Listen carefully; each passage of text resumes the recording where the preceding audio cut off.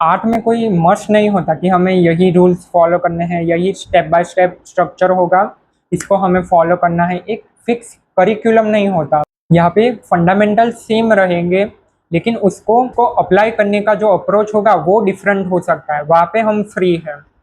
Fundamentals कभी change नहीं होंगे। ड्राइंग के जो फंडामेंटल्स है वो कभी चेंज नहीं होंगे, कि जैसे लाइंस है, एंगल्स है, प्रोपोर्शंस है, वैल्यूज है, तो वो सारी चीज़ें चेंज नहीं होगी।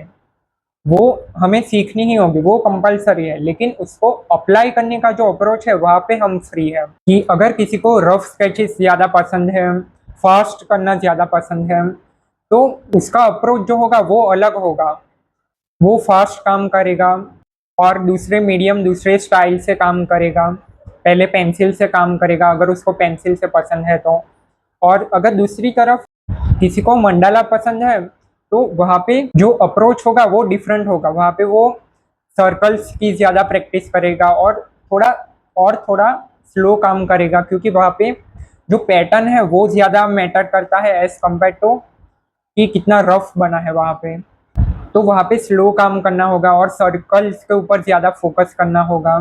सर्कल्स और पैटर्न के ऊपर ज़्यादा फोकस करना होगा। अगर कोई स्कल्पचर में इंटरेस्टेड है तो उसको पत्थर से, लकड़े से और क्ले से चीज़ों को बनाना होगा। वहाँ पे उसको शायद स्लो काम करना होगा, क्योंकि वहाँ पे वो रफ रफ स्केच जैसा हम पेपर पे बनाते हैं वैसा अप्रोच से हम नहीं बना सकते, क्योंकि वहाँ पे क्ले मीडियम चेंज हो गया। जो क्ले है, वुड है, वो यूज़ होता है, इसलिए तो वहाँ पे उसको स्लो काम करना होगा। देखो यहाँ पे फंडामेंटल सेम है। लाइंस, एंगल्स, प्रोपोर्शन, ये सब स्कल्पचर में भी आएंगे और मंडला में भी आएंगे, लेकिन जो अप्रोच है वो चेंज हो गया।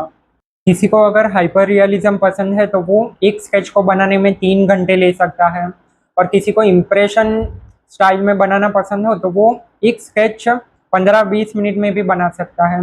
तो यहाँ पे अप्रोच में फ्रीडम है, ऐसा कहा गया है। फंडामेंटल्स तो सभी को कंपलसरी सीखने होंगे, लेकिन जो अप्रोच है वहाँ पे हमें फ्रीडम मिलती है कि हम हमारे चॉइस के हिसाब से चूज कर सकते हैं। मीडियम और स्टाइल को चूज कर सकते हैं।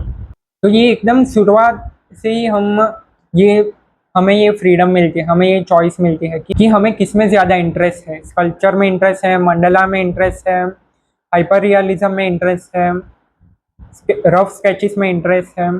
तो ये अप्रोच के लिए हम फ्री है। तो इसीलिए इस कोट में कहा गया है कि there is no must in art because art is free.